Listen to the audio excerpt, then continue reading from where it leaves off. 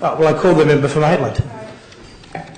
Thank you, Mr Temporary Speaker. And I rise to speak on this motion, and I support the member for Newtown for seeking to clarify this advice. Earlier in June this year, I attended a women's consultation which the Minister hosted in Newcastle, and in my response to that consultation, I mentioned that she had got up at the beginning of that and talked about that she noticed in taking on the role of Minister for Women that there had not been enough work in government on women's issues in the last few years, and that she wanted to introduce the first Women's Strategic Plan for New South Wales. Now, for your information, Mr Temporary Speaker, the first female Premier of this state and the member for Strathfield, the former Minister for Women, actually produced a plan for women in 2010. And I think this goes to the heart of the issue, because the Minister can stand in this place and talk about how people have labelled her, but I think we need to say that the issue is really around the clarity of her own communication on this space, because we would always support the right of any woman to make their own personal decision about abortion. But when you're in public office, when you take on the mantle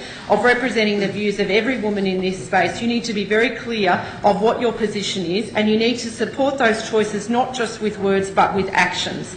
And what have we seen from this government? We have seen the motion to decriminalise abortion in the other place fail. We have seen the Labor Party having to put forward legislation to stop women in this state being abused and harassed as they enter termination clinics, with some arguing that this is denying freedom of speech and the right to protest. And can I say for the record, as Shadow Minister for the Prevention of Domestic Violence and Sexual Assault, when a woman makes that personal choice to have a termination, walks into that clinic, throwing fake blood on her, shoving pictures of fetuses and praying over her is a form of emotional violence that should not be supported.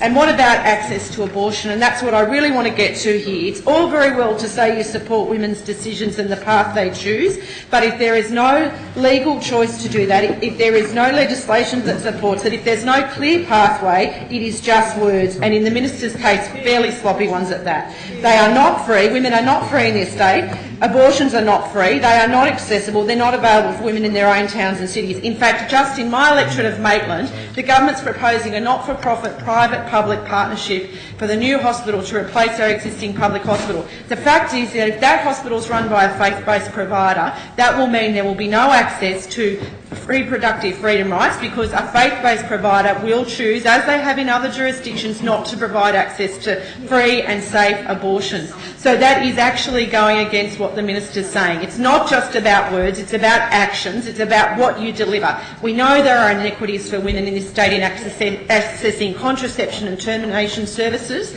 and while the law lags behind public perception, the services are not provided, and women, and in some cases girls, are left to care for babies that they did not choose to have. And this Minister needs to stand up for those, to be clear in every conversation that she is speaking for the government as a government minister, not on her own personal reconnaissance. I'd like to thank the member for